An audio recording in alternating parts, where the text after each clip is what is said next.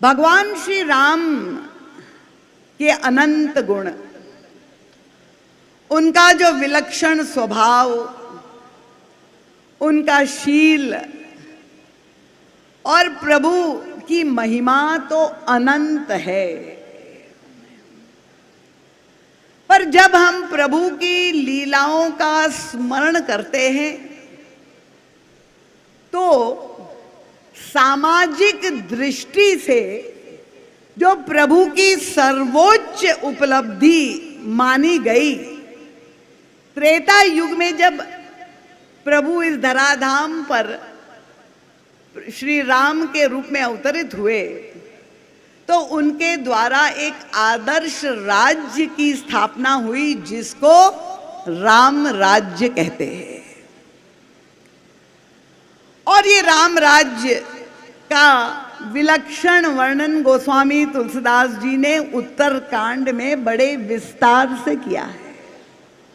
एक ऐसा आदर्श राज्य जहां दुख का लेश ना हो, प्रत्येक व्यक्ति परम सुखी, परम प्रसन्न हो, सब परस्पर प्रेम करते हो।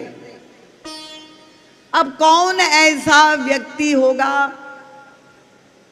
अगर यहां जितने श्रोता बैठे हैं आपसे मैं पूछूं, अगर कोई ऐसा व्यक्ति है जो नहीं चाहता है कि आपके घर में, आपके परिवार में, आपके समाज में, आपके मोहल्ले में राम राज्य हो, कोई है ऐसा जो नहीं चाहता है? हाथ ऊपर करे। देखिए, प्रत्येक व्यक्ति चाहता है कि राम राज्य जैसी परिस्थिति हमारे जीवन में आज भी हो। और ये राम राज्य का सीधा अर्थ है श्री राम के द्वारा स्थापित राज्य। पर हमारे गुरुदेव युग तुलसी, जिनका प्राकट्य जबलपुर में हुआ और उनके द्वारा जो चिंतन प्रकट हुआ, उसका प्रकाश पूरे विश्व में फैला। परम पूज्य महाराज श्री यहां पर एक प्रश्न हमारे समक्ष रखते हैं। और क्योंकि भैया हमारे आशुतोष जी राणा ने ये राम राज्य का सूत्र छेड़ दिया, तो मुझे ऐसा लगा कि ये राम राज्य कैसे बनता है।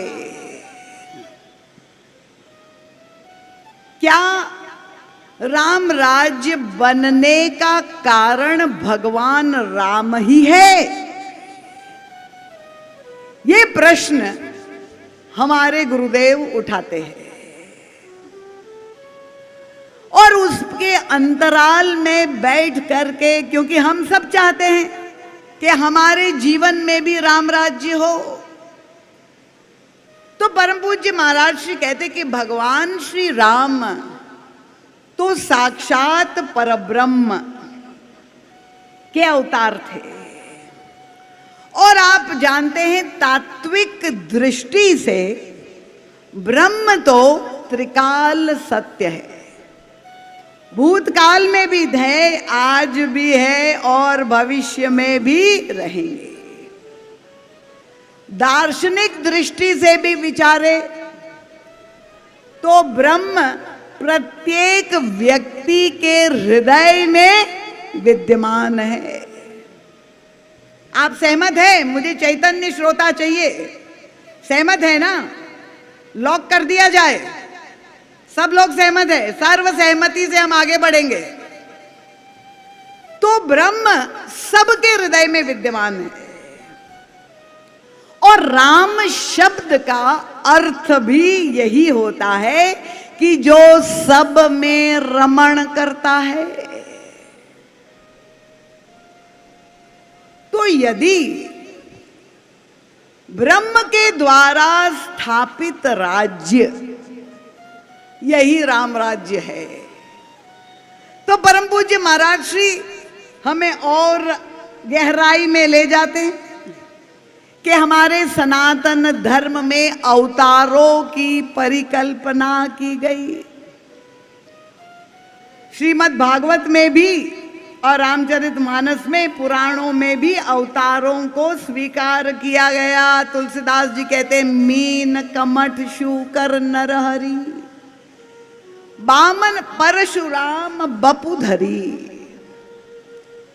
12 अवतार, 24 अवतार जो हुए, तो प्रभु के ही अवतार जब हुए, पर क्या किसी पुराण की कथा में आपने कभी ये पढ़ा कि मीन राज्य हुआ, कमठ राज्य हुआ, बामन राज्य हुआ, परशुराम राज्य हुआ? ये सारे भगवान के अवतार हैं। और भगवान राम के बाद भी एक पूर्ण अवतार हुआ जो समाज में सबसे अधिक मान्यता जिनको प्राप्त हुआ। भगवान श्याम सुंदर श्री कृष्ण की लीलाएं इतनी विलक्षण है, पर कभी भी हम भगवान श्री कृष्ण का स्मरण कृष्ण राज्य के रूप में नहीं करते। अब कृपया इसको किसी भगवान की निंदा के रूप में मत देखिए। मैं जो आपके सामने बताना चाहती हूं, यहां कोई न्यूनता और श्रेष्ठता का प्रश्न नहीं है। हम तो विशुद्ध विश्लेषण करते हैं कि भगवान श्री राम के द्वारा जो राम राज्य हुआ वो ना भूतो ना भविष्यति, केवल श्री राम के द्वारा ही हुआ। और इसका तात्पर्य क्या है? क्योंकि भगवान श्री राम वो तो पूर्ण काम है। अगर उन्हें कोई चमत्कारिक पद्धति से कोई एक ऐसा आदर्श करना होता तो केवल संकल्प करते और समाज में राम राज्य की स्थापना होती। पर भगवान श्री राम की सारी लीलाएं अनुकरणीय लीला है। आज जब हम चिंतन कर रहे हैं प्रभु की लीलाओं पर, उनका गुणों का, क्यों? क्योंकि प्रभु ने कोई भी चमत्कार का प्रयोग नहीं किया है। 2 अवसरों को छोड़ करके जितनी लीलाएं की मानवीय पद्धति से ही की है प्रभु ने, इसलिए प्रत्येक लीला अनुकरणीय लीला है। हम भी आज अपने जीवन में प्रभु के इन लीलाओं का अनुकरण, अनुगमन, अनुपालन करके अपने जीवन में वह प्राप्त कर सकते हैं जिसे हम राम राज्य कहते हैं। और तब हमारे परम पूज्य गुरुदेव ये राम राज्य का रहस्य खोलते हैं। परम पूज्य महाराज जी कहते कि भगवान अपने से ज्यादा अपने भक्तों को महत्व देते हैं और प्रभु के साथ उनके जो पार्षद थे, उनके जो समर्पित संगठित सेवादार थे, प्रभु की लीला में जो पात्र दिखाई देते हैं, श्री भरत जी महाराज, श्री लखन जी महाराज, हनुमत लाल जी महाराज, शत्रुघ्न जी महाराज, भगवती सीता, ऐसे विलक्षण पात्र थे। और ऐसे पात्र अन्यत्र किसी भी अवतारों के साथ नहीं दिखाई देते। तो परम पूज्य महाराज जी कहते कि भले केंद्र में राम राज्य शब्द जब हम प्रयोग करते हैं तो केंद्र में भले राम हो, पर राम तो ब्रह्म के रूप में शाश्वत है, आज भी है, घट घटवासी है। पर राम अकेले से राम राज्य स्थापित नहीं हो सकता जब तक राम के साथ भरत, लक्ष्मण, हनुमान, शत्रुघ्न जैसे संगठित समर्पित पात्र ना हो, तब तक ये आदर्श, क्योंकि प्रभु के जो आदर्श है, जो प्रभु का चिंतन है, उसको समझकर आत्मसात करके समाज में उन आदर्शों की स्थापना करने के लिए जो पात्र चाहिए, जो संगठन चाहिए, वो भगवान श्री राम के साथ था। इसलिए राम राज्य की स्थापना त्रेता युग में संभव हो सकी। और ये प्रत्येक पात्र ऐसे विलक्षण है, उन्होंने प्रभु के आदर्शों को समझा ही नहीं, अपने जीवन में चरितार्थ ही नहीं किया, पर संपूर्ण समाज में परिवर्तन जो आया उसका एक बहुत, क्योंकि केवल 5 दिन है और विषय हमारे आशुतोष जी ने ऐसा छेड़ दिया जिस पर चर्चा वर्षों तक हो सकती है। पर जिस पात्र की चर्चा आपके सामने करना जा रही हूं, श्री हनुमान जी महाराज, अतुलित बलधामम ज्ञानिनाम अग्रगण्यम। हनुमान जी महाराज तो अमर देवता है। कलयुग में आज भी जो हमारे यहाँ सनातन धर्म में 7 महानुभाव को अमर माना गया, अश्वत्थामा, बलिर्व्यासो, हनुमांश्च विभीषण, कृपा परशुरामश्च, सप्तैता चिरजीविना। हनुमान जी महाराज अमर देवता है, आज भी उपस्थित है। और श्री हनुमान जी महाराज की पूजा केवल भारतवर्ष में ही नहीं, क्योंकि आप सबके पास वो छोटा सा यंत्र है जो पूरे विश्व की खिड़की है। अगर आप उसका सदुपयोग करें तो आपको पता चलेगा कि विश्व के कितने राष्ट्रों में हनुमान जी कितने रूप में पूजे जाते हैं। और सबसे बड़ी विलक्षण बात क्या है, हनुमान जी महाराज के इष्ट तो भगवान श्री राम है, अभीष्ट भी वही है। पर भगवान राम के जितने मंदिर है, अगर कोई गिनती करे, गूगल बाबा से पूछ ले, तो भगवान राम के मंदिर के साथ अगर तुलना करे हनुमान जी महाराज के कितने मंदिर है, ये गणना करने का प्रयास कर ले, तो मुझे ऐसा लगता है कि अनगिनत मंदिर श्री हनुमान जी महाराज, ऐसी पूजा गांव गांव गली गली में हनुमान जी महाराज प्राप्त हो जाते। तो इतने अधिक लोकप्रिय श्री हनुमान जी महाराज जो सबके आराध्य है, उसका कारण क्या है? और उसका कारण यही है कि श्री हनुमान जी महाराज केवल प्रभु श्री राम के दास ही नहीं है। हनुमान जी महाराज का भाव कितना मधुर है। वो कहते हैं कि मैं प्रभु के दासों का भी दास हूं। मैं राम का दास नहीं, दासों का भी दास हूं। और वे सभी लोगों से निवेदन करते हैं, प्रार्थना करते हैं कि आपके हृदय में जो भी कामनाएं हैं, जो भी इच्छा है, आप ये कामनाएं हमारे भगवान श्री राम के पास जाकर मत सुनाइए, आप मेरे पास आइए।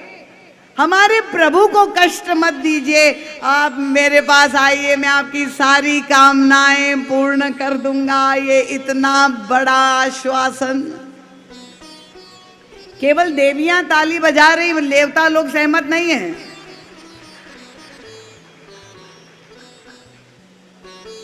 और तब ये जो किष्किंधा कांड में प्रारंभ में, आप लोग सब मानस पाठ करते हैं कि नहीं? यहां कितने ऐसे लोग हैं जिन्होंने कभी रामायण खोल करके पढ़ा ही नहीं? हाथ उठाइए। कभी रामायण नहीं पढ़ी? कुछ लोग हैं, बहुत अच्छा है, कम से कम सत्य भाषण कर रहे हैं। तो मैं आप लोगों से यही प्रार्थना करूंगी, आप यहाँ पर कथा श्रवण करने आए हैं तो कृपया ये पहला संकल्प ले कि आप अपने घर में रामचरितमानस की स्थापना करें, वो ग्रंथ जा करके लेके आए। और अगर आपके पास उतना भी सामर्थ्य नहीं तो हम अपने लखन भैया से निवेदन करेंगे कि वो सबको भेंट में रामचरितमानस का एक गुटका दे दे। और ये मानस को केवल अपने मंदिरों में स्थापित मत करें, पर खोल करके रोज, केवल पूजा करना उचित नहीं है, आप खोल करके रोज पढ़ेंगे, एक दोहा मानस का पाठ करेंगे तो मुझे विश्वास है कि आपके जीवन की सारी समस्याओं का समाधान मानस रूपी सद्गुरु प्रदान कर देगा।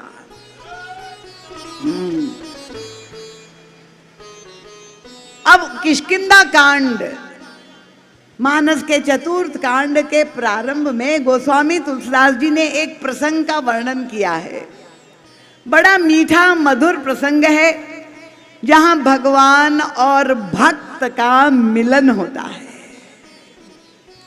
भगवान श्री राम अपने अनुज लक्ष्मण जी महाराज के साथ श्री सीता जी की खोज में निकल पड़े हैं। अन्वेषण करते हुए ऋषि मुख पर्वत पर पहुंच जाते हैं। और ऋषि मुख पर्वत पर कौन निवास कर रहा था बताइए आप लोग, देवियां बताए। बहुत अच्छा, सुग्रीव श्री हनुमान जी महाराज के साथ ऋषिमुख पर्वत पर बाली के डर के मारे वहां आश्रय लेकर छिपा हुआ था। अब सुग्रीव ने जब देखा दूर से कि दो राजकुमार आ रहे हैं, तब सुग्रीव को यही डर लगा, कहीं ऐसा तो नहीं मुझे मारने के लिए बाली ने भेजा है।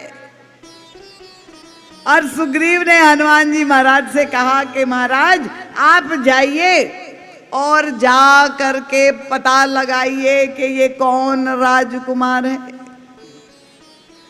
अब हनुमान जी महाराज ने क्या किया, देखिए ये दिव्य लीलाओं के अंतराल में क्या रहस्य है।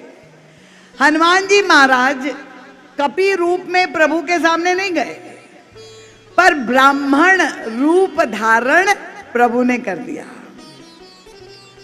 विप्र रूप धरी कपितः गयो, माथ नाई पूछत असभयो, को तुम श्यामल गौर शरीरा, क्षत्रिय रूप फिरहु बनबीरा। हनुमान जी महाराज देखिए कितनी सुंदर छवि, भक्त और भगवान के मिलन का दिव्य दृश्य ऋषिमुख पर्वत पर उपस्थित हुआ है। हनुमान जी महाराज ब्राह्मण रूप धारण किए हुए और प्रभु से निवेदन कर रहे, को तुम श्यामल गौर शरीरा। प्रभु को हंसी आ गई।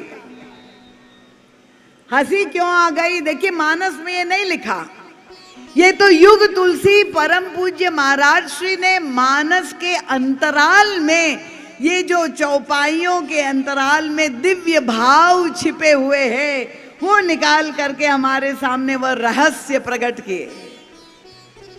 श्री हनुमान जी और प्रभु दोनों आमने सामने खड़े हैं। लक्ष्मण जी महाराज वहां पर उपस्थित है ऋषिमुख पर्वत पर। हनुमान जी महाराज प्रणाम कर रहे हैं ब्राह्मण वेश में और प्रभु से पूछ रहे, आप कौन है? क्षत्रिय रूप धारण करके राजकुमार। प्रभु को हंसी क्यों आ गई? मुखारविंद पर प्रभु के मुस्कान मीठी और हनुमान जी की आंखों में देख कर प्रभु ने कहा कि ब्राह्मण देवता हो करके तुम क्षत्रिय को प्रणाम कर रहे हो, क्या असली ब्राह्मण नहीं हो? देखिए ये अंतराल में केवल आंखों आंखों में बात हो रही है, या तो महाराज श्री स्वयं वहां उपस्थित थे या स्वयं वही लीला में सम्मिलित थे। और जब प्रभु के आंखों में प्रश्न चिन्ह हुआ तो हनुमान जी महाराज ने भी मीठा उत्तर इशारे आंखों में ही दे दिया। उन्होंने कहा, प्रभु मैं भी असली ब्राह्मण नहीं हूं और आप भी असली क्षत्रिय नहीं हैं। और तब प्रभु समझ गए ये तो बड़े विद्वान हैं, अब लीला कर रहे हैं प्रभु। प्रभु ने कहा, ब्राह्मण देवता बड़े विद्वान हैं, आप ही बताइए आपको क्या लग रहा है मैं कौन हूं। और तब हनुमान जी महाराज अब निरीक्षण करने लगे। उन्होंने कहा कि तुम तीन देव मह कोई, ब्रह्मा विष्णु महेश, तीन में से आप कोई दो हो। उसके बाद और गहराई से देखा, अपने आप ही हनुमान जी महाराज व्याख्या करते जा रहे हैं। उनका, नहीं नहीं प्रभु, नर नारायण की तुम देव, तुम तीन में से दो नहीं, तुम दो में से ही दो हो। नर और नारायण प्रत्यक्ष रूप धारण करके आ गए। और संतोष नहीं हुआ हनुमान जी, और गहराई में पहुंच करके प्रभु के सामने कहते, प्रभु गलती हो गई, अब मैं समझ गया। जग कारण तारण भव भंजन धरणी भार, कि तुम अखिल भुवन पति लीन मनुज अवतार। आप एक ही दो रूप धारण करके आए। अब प्रभु को लगा कि अरे ये तो मेरी सारी लीला का रहस्य खोल देगा। प्रभु ने कहा, अरे ब्राह्मण देवता क्षमा करिए, आप जो भी मानते हो मैं अपना परिचय दे रहा हूं। अब प्रभु स्वयं अपने मुख से अपना परिचय, जैसे आप किसी को पूछे आपका परिचय, वो अपना आधार कार्ड निकाल करके दे दे। प्रभु अपना परिचय देने लगे। प्रभु ने कहा, मैं कौन? उनका, कौशलेश दशरथ के जाए, हम पितु वचन मानी बनाए। नाम राम लक्ष्मण दो भाई, संग नारी सुकुमारी सुहाई। यहाँ हरि निशिचर वैदेही, खोजत विप्र फिरई जेहि देही। अब अपना जब परिचय दिया प्रभु ने, तो ऐसा लगता है कि जो हनुमान जी महाराज ने कहा था सबका खंडन प्रभु ने कर दिया। कैसे? क्योंकि श्री हनुमान जी ने कहा था, प्रभु आप कौन है? उनका, जग कारण, ये कहा था ना। प्रभु ने कहा, अरे ब्राह्मण देवता कहाँ से तुम भ्रमित हो गए? मैं जग का कारण कैसे हो सकता हूँ? मैं तो दशरथ के कारण मेरा जन्म हुआ है। कौशलेश दशरथ के जाए। अब हनुमान जी ने कहा, तारण भव भंजन धरणी भार। प्रभु आप जग के कारण हैं और इस भव से तारने के लिए पृथ्वी का भार हल्का करने के लिए अवतरित हुए। पर हनुमान जी महाराज से प्रभु ने कहा, कितना मीठा उत्तर। उन्होंने कहा, ब्राह्मण देवता मैं पृथ्वी का भार कहाँ से दूर करूंगा? पृथ्वी की पुत्री सीता से मेरा विवाह हुआ था, उनको ही मैं नहीं बचा पाया, मैं कहाँ पृथ्वी का भार हल्का करूंगा? नहीं नहीं ब्राह्मण देवता, आपको ब्रह्म होता है। अब हनुमान जी ने कहा कि तुम अखिल भुवनपति, प्रभु आप सारे संसार के भुवनपति हो। प्रभु ने कहा, ब्राह्मण देवता तुम भुवनपति कह रहे हो, मैं अयोध्यापति होने वाला था। वो अयोध्यापति होते होते वनवास दे दिया गया। जो अयोध्यापति नहीं बन पाया वो काहे का भुवनपति होगा? कि तुम अखिल भुवनपति लीन मनुज अवतार। तो प्रभु ने, हनुमान जी महाराज ने जो उत्प्रेक्षा की थी सबका खंडन कर दिया। अब कल्पना कर लीजिए हनुमान जी के स्थान पर हम होते और हमारे सामने कोई दिव्य विभूति होती और हमने उसको भगवान मान लिया। उन्होंने अपना परिचय जब ये दे दिया तो हम मानते अरे कहाँ हमारी बुद्धि भ्रमित हो गई थी, ये तो साधारण राजकुमार है, पत्नी के वियोग में भटक रहा है, खोज रहा है, इतना पत्नी से आसक्त है, मैंने तो गलती कर दी उसको पहचानने में, यही तो हम मानते। पर हनुमान जी महाराज धन्य है, वो दृष्टि उनके पास है। गोस्वामी जी ने कहा जैसे ही प्रभु ने अपना ये परिचय दिया, हनुमान जी महाराज की प्रतिक्रिया क्या हुई? प्रभु पहचान परेऊ गही चरना, सो सुख उमा जाहि नहीं वरना।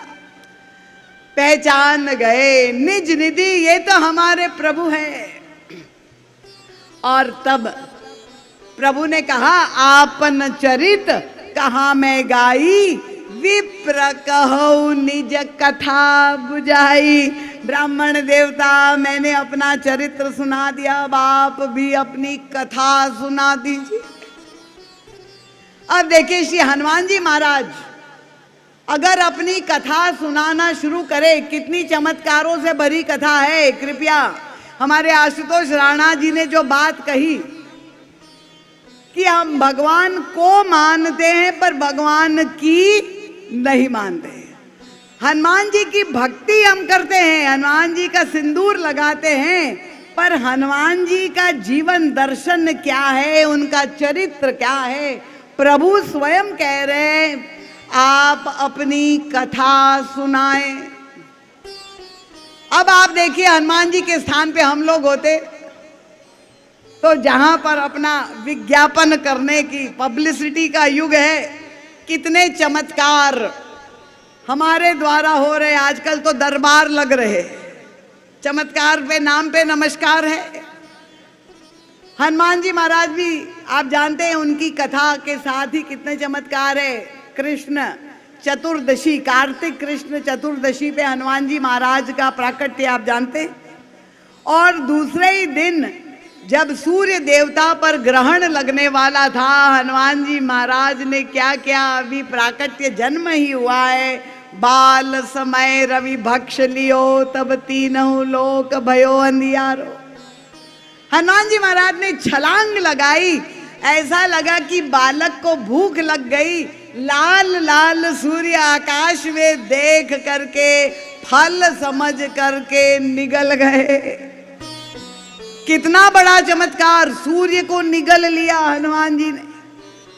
तो हनुमान जी अपनी ये कथा सुना सकते थे ना प्रभु के सामने कि मेरे जीवन का प्रारंभ ही चमत्कारों से, मुझ में इतनी क्षमता। पर हनुमान जी महाराज अपना परिचय प्रभु के सामने ये नहीं दे रहे,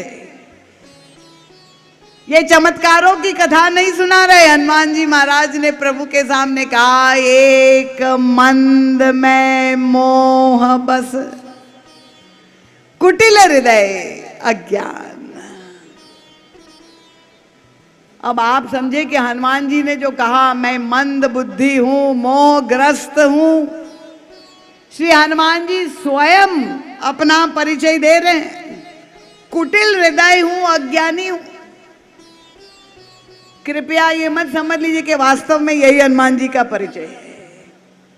ये तो हनुमान जी महाराज का दैन्य है, वो जीव का प्रतिनिधित्व कर रहे हैं और प्रभु के सामने अपना एक्सरे चित्र, जैसे एक चित्र हमारा बाहर सुंदर हम बनाते हैं, पर अगर डॉक्टर के पास जाए तो वो MRI, कैट स्कैन या एक्सरे करवाते हैं, तो वो एक्सरे का जो चित्र है, अगर आपके अंदर शरीर में कोई बीमारी है तो वो चित्र से प्रकट हो जाती है। हनुमान जी महाराज ने अपना एक्सरे चित्र प्रभु के सामने कहा, प्रभु मेरा अंतःकरण, चार भागे अंतःकरण के, मन, बुद्धि, चित्त और अहंकार।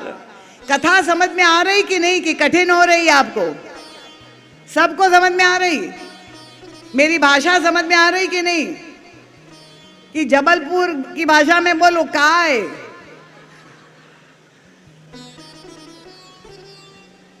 हनुमान जी महाराज जीव का प्रतिनिधित्व करते हुए प्रभु से कहते, प्रभु मेरा अंतःकरण रुग्ण है, अस्वस्थ है, क्या है, एक मंद, मेरी बुद्धि मंद है, मेरा चित्त मोहग्रस्त है, मेरा मन कुटिल है प्रभु, और अहंकार प्रबल है अज्ञानता के कारण, एक मंद में मोह बस कुटिल हृदय अज्ञान।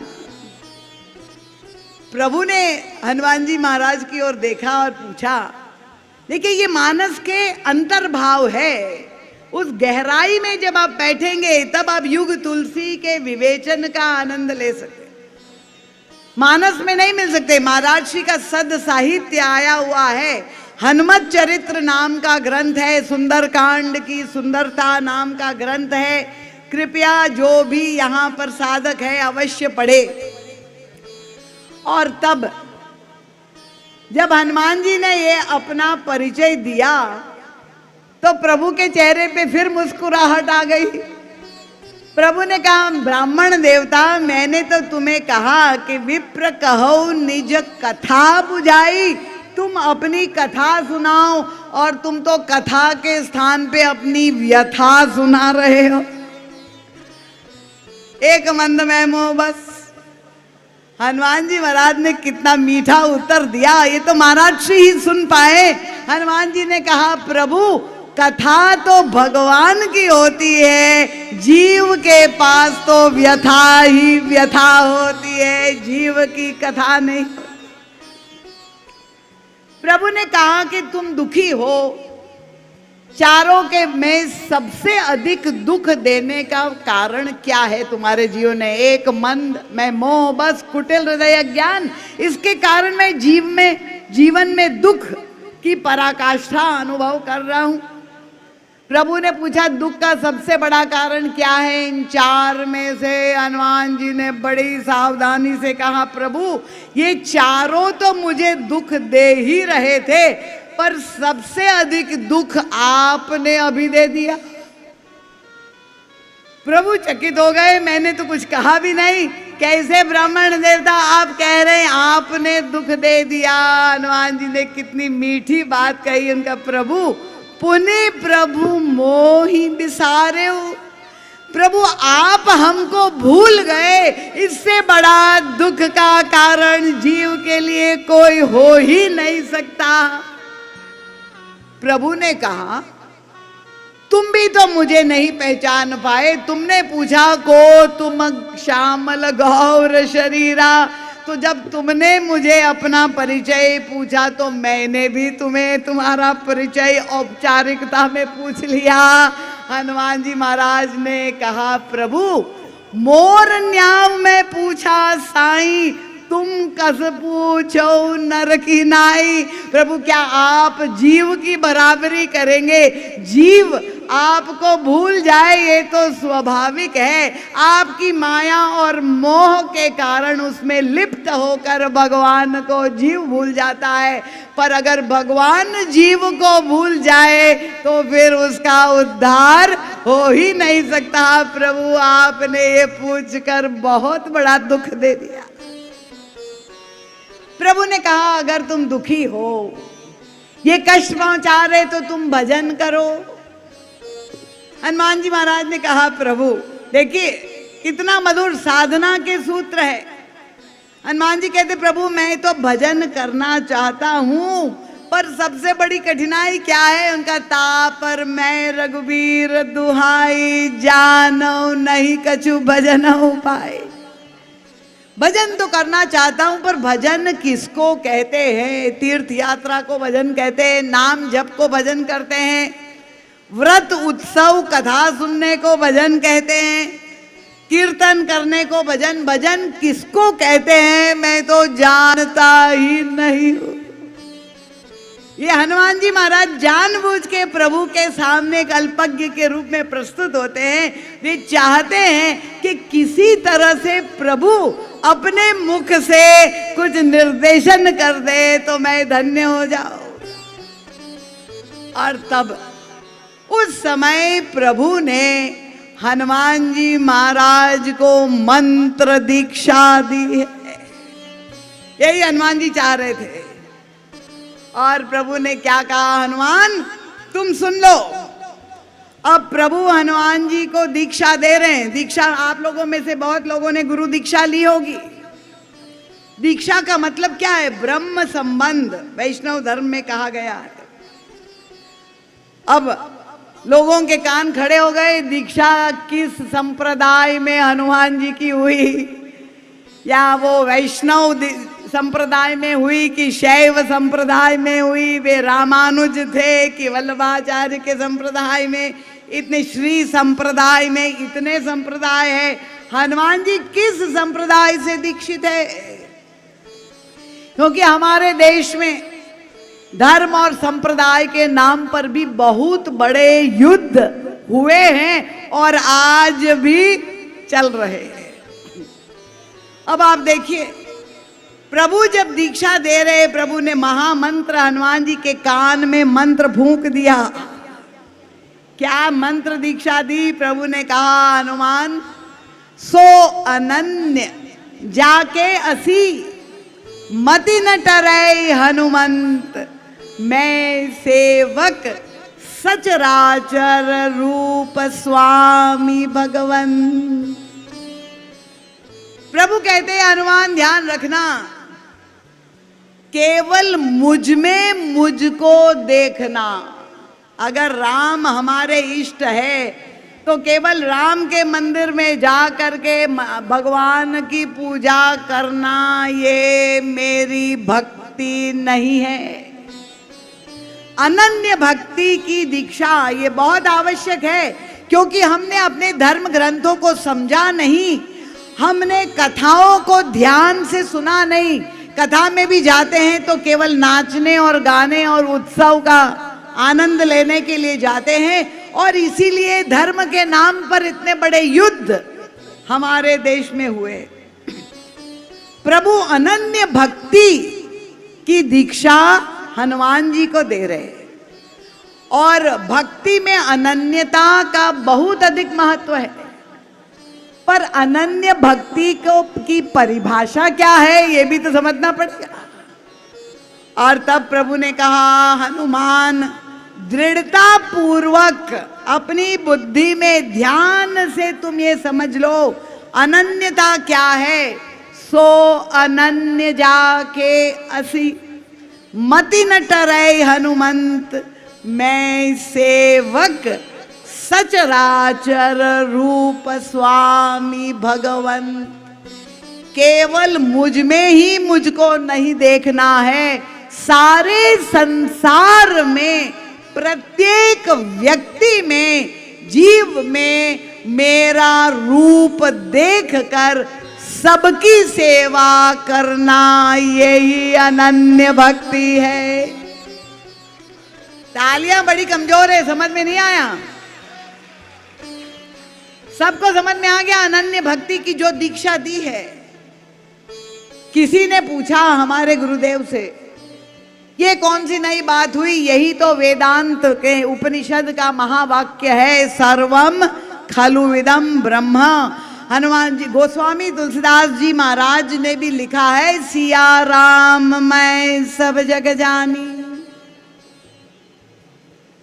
सब में राम का दर्शन करते हुए सबकी सेवा उसी तत्परता से करना, अपने इष्ट को समझकर देख करके। तो महाराज ने कहा, नहीं, ये वेदांत के सत्य से एक और ऊपर कक्षा है। सर्वम खलु इदम ब्रह्म, सब में ब्रह्म, सब में राम तो देखो, पर साथ में वेदांत कहते अहम ब्रह्मास्मि रामोहम कृष्णोहम, मैं ही पर ब्रह्म हूं, सब में ब्रह्म है और मैं भी ब्रह्म स्वरूप सच्चिदानंद रूप हूं।